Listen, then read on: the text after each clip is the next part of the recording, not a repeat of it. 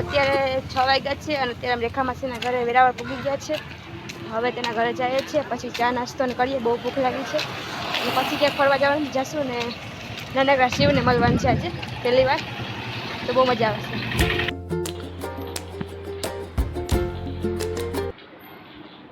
વેરાવળનો beautiful views.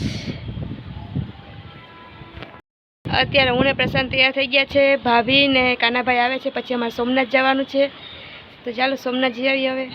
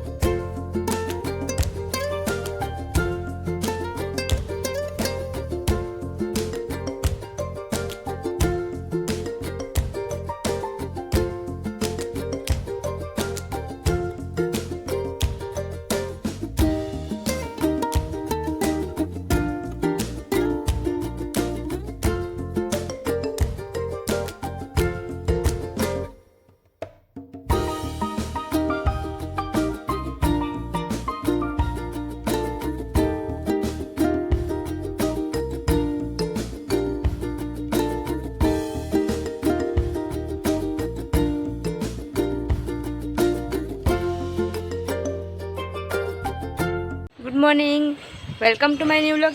આજે બીજો દિવસ છે અમારો વેરાવળમાં, અને અત્યારે અમે જઈએ છીએ સાંઈબાબાના મંદિરે. કાલે બહુ મોડું થઈ ગયું હતું એટલે અમે બ્લોગ શૂટ નહોતો કર્યો, કેમ કે સોમનાથમાં તો અમે ફોન લઈ જવાનો અલાઉડ નથી.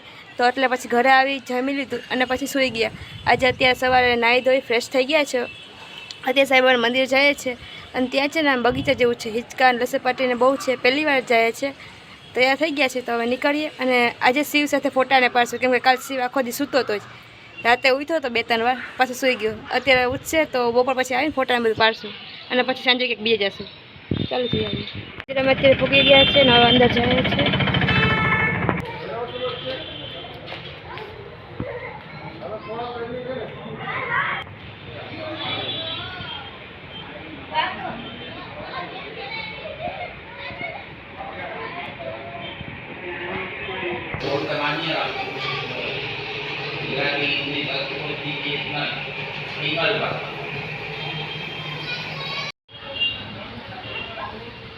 કેવડી મોટી સાંઈબાબાની મૂર્તિ છે,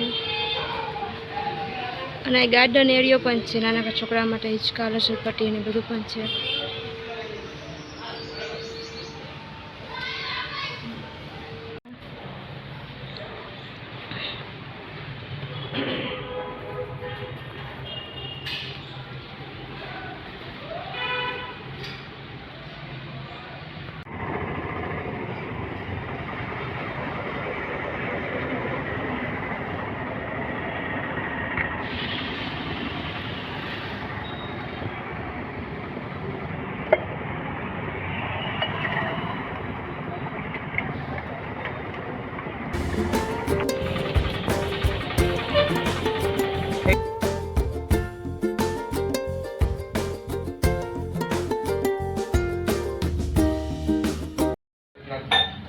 બટાકાનું શાક, રોટલી, કેરી, સંભારો,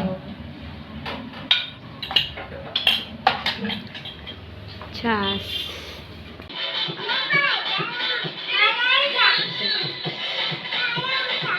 રામ તો માનતે કે બે હાથે